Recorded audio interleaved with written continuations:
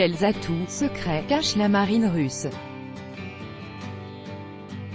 L'OTAN et ses alliés doivent se méfier de la marine russe secrète, direction principale de la recherche en eau profonde du ministère russe de la Défense, qui dispose de l'armement et de l'équipement les plus avancés, qui est capable de réaliser les opérations les plus incroyables, annonce le média du centre d'analyse australien Lowy Institute.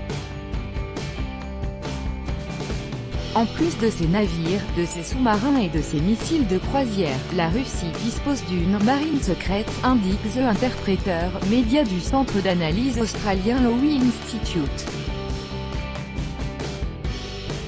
Il s'agit de la direction principale de la recherche en eau profonde du ministère russe de la Défense. Ses navires et son personnel sont déployés dans des bases séparées, dont l'infrastructure est cachée pour éviter une surveillance, indique The Interpreter.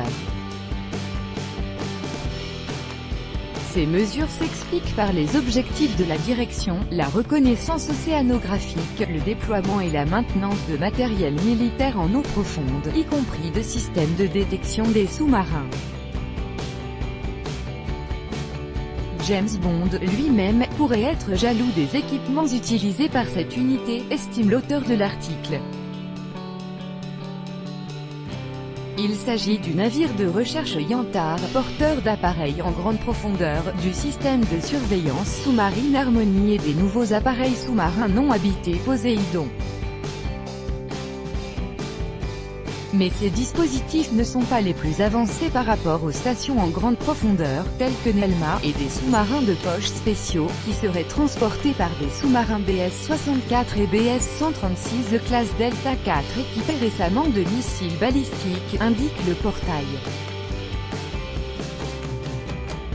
Quant à l'atout principal de la direction, c'est le sous-marin Belgorod le plus long du monde, qui serait une base mobile d'appareils en grande profondeur et de drones sous-marins Poséidon, suppose The Interpreter.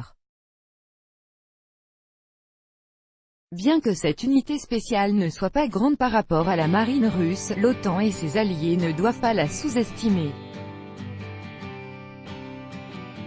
La direction principale de la recherche en eau profonde collecte des données de câbles de communication sous-marins, qui pourraient être détruits par la marine russe secrète, dans le cas d'un conflit, conclut le portail. Auparavant, le quotidien The Hill avait indiqué que la marine russe était capable d'endommager les câbles sous-marins à fibre optique pour perturber les contacts des États-Unis avec le monde extérieur.